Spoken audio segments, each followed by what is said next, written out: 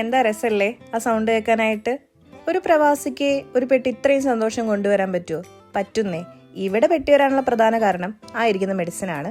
ഈ മെഡിസിൻ്റെ കൂടെ നമ്മൾ ക്രിക്കറ്റ് ബാറ്റും ക്രിക്കറ്റ് കിറ്റും കൊണ്ടുവന്നിരുന്നു. ഇതിൻ്റെ കൂടെ ഫ്രീ കിട്ടിയതല്ല കേട്ടോ. കഴിഞ്ഞ പ്രാവശ്യം നാട്ടിൽ പോയപ്പോൾ ഇതെല്ലാം മേടിച്ചു വെച്ചിരുന്നു. എന്നാൽ ലഗേജ് കൂടിയ കാരണം ഇതൊന്നും നമുക്ക് കൊണ്ടുവരാൻ പറ്റിയില്ല. കാരണം ഈ ലഗേജ് നിറയെ അല്ലറ ചില്ലറ സാധനങ്ങളൊക്കെ ആയിരുന്നു. അങ്ങനെ എങ്ങനെയോ ലഗേജ് ഫുള്ളായി. അപ്പോൾ ഈ പറഞ്ഞ ഈ ക്രിക്കറ്റ് ബാറ്റും കിറ്റും നമുക്ക് കൊണ്ടുവരാൻ പറ്റിയില്ല. അപ്പോൾ ഏതായാലും നമുക്ക് മെഡിസിൻ കൊണ്ടുവരേണ്ട ആവശ്യം ഉണ്ടായിരുന്നു. അപ്പോൾ അതിൻ്റെ കൂടെ ഇത് കൊണ്ടുവരാമെന്ന് പറഞ്ഞ് ചേട്ടനെ ആശ്വസിപ്പിച്ചു.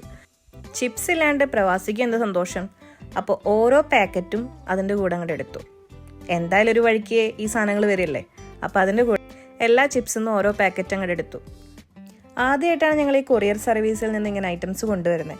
പക്ഷെ ഞങ്ങൾക്ക് തോന്നിയതേ ഈ ചിപ്സിൻ്റെ കവറെല്ലാം ഇങ്ങനെ ഷ്രിങ്ക് ചെയ്ത് അതിൻ്റെ ടേസ്റ്റിൽ എന്തോ ഒരു വ്യത്യാസം പോലെ തോന്നിയായിരുന്നു. എല്ലാവർക്കും അങ്ങനെ ഉണ്ടോയെന്ന് അറിയില്ല, ഞങ്ങൾക്ക് അങ്ങനെ തോന്നി. പാക്കിംഗ് എല്ലാം വെൽ സെറ്റപ്പ് ആയിരുന്നു കേട്ടോ. അവർ എക്സ്ട്രാ കവേഴ്സും കാര്യങ്ങളൊക്കെ വെച്ച് നല്ല രീതിയിൽ പാക്ക് ചെയ്തിട്ടുണ്ട്. അതിനെ പറ്റിയൊന്നും പറയാനില്ല. പക്ഷെ ഇങ്ങനൊരു കൺസേൺ ഉണ്ട്, നിങ്ങൾക്ക് ഉണ്ടെങ്കിൽ നിങ്ങളത് പറയണേ.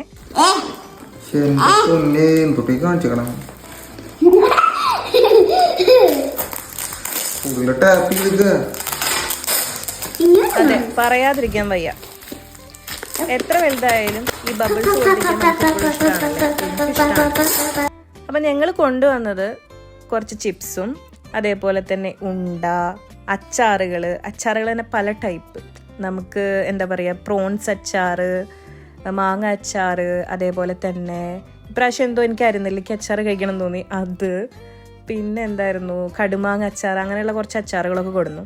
നമുക്ക് ഈ ഐറ്റംസൊക്കെ ഏഷ്യൻ ഷോപ്പിൽ നിന്ന് അവൈലബിൾ ആണ് കേട്ടോ.